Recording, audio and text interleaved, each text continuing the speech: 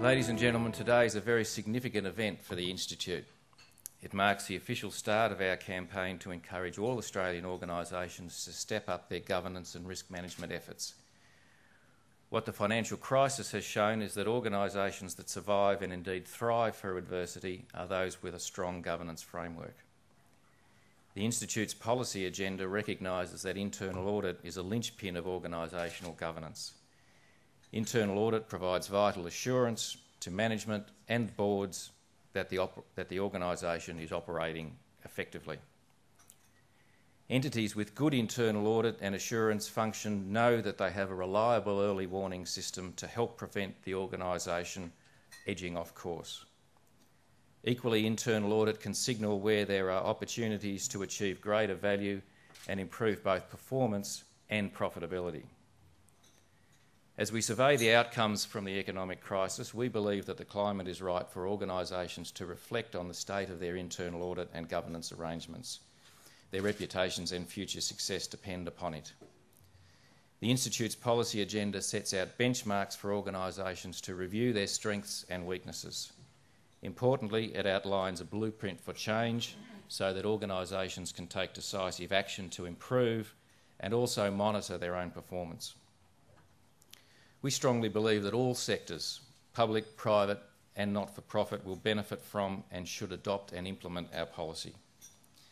This may take time, but I'm confident that as momentum for our campaign builds and awareness of the value of internal audit continues to grow, resolve will rapidly turn into action to put these important principles into practice. The Institute of Internal Auditors policy agenda is a manifesto capturing 5 principles for sustaining good governance in any organisation, whether in the public, private or not-for-profit sector.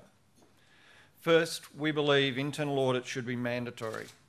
Even organisations with textbook perfect policies in place for governance, control and risk management will never actually know if these policies and procedures are working without assurance from internal audit. Our second principle is that a strong audit committee is essential. When it comes to risk management, the buck stops with the chief executive, and the audit committee needs to ensure that the chief executive is held accountable. Therefore, the audit committee itself must be competent, independent from management, and engaged with internal audit to effectively oversee the organisation's risk management strategy and assurance processes. Our third principle is that internal audit should follow the Institute's professional standards to demonstrate that it is operating at a consistently high standard. Our fourth and fifth principles relate to other elements of the governance equation, which may appear at first glance to be procedural, but are no less very important.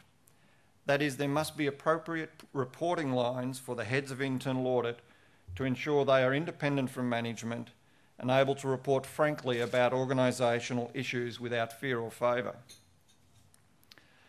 Fifthly, organisations must have clear accountabilities for risk management, internal control and assurance. The obvious reason is that if no one's head is on the block for this, management and control will never be properly addressed. In debate and discussion, corporate Australia and the public sector agree that these principles are good for organisations and in the public interest. Yet the issue we face in the real world is that practice falls behind. At all levels of government and equally in the private sector today, there are serious gaps and inconsistencies. In some sectors, there is a complete absence of an internal audit presence. In others, a few of the principles I have outlined are in place, but a failure to go all the way has meant that governance arrangements are nowhere near as effective as they should be. It's a pleasure to be able to join you today to participate in the launch of the IIA's policy agenda.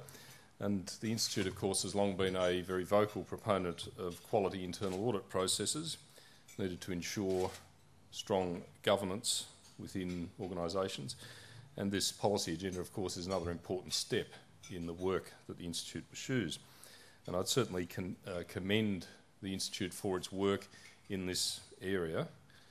Just raising the standard of governance, seeking to improve the standard of governance in Australia is not easy work, and it's not something that's always going to necessarily be occupying the minds of those who we are seeking to scrutinise. but it is very important work, and it's got some similarities with my own responsibilities as Minister for Finance and Deregulation. The research of a Canadian expert, which I understand was commissioned by the Institute, found, as I think was quoted before by Gary, that the internal audit practices in the public sector across our nation are patchy and inconsistent.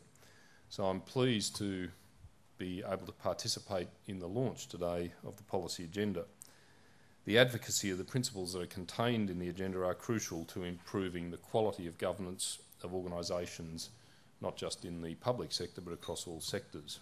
So it is a constant challenge. We have a big need, both in the public, private and not-for-profit sectors, to keep up reform, to keep up the pressure, to keep innovating, and to always focus on the objective of ensuring that money is handled well, that decision-making is proper, accountability is clear, transparency is maximised. Greater scrutiny and accountability can, in isolation, feel like an intrusion or an extra burden or a nuisance. In truth, it is a central part of delivering the outcome that you're seeking to deliver.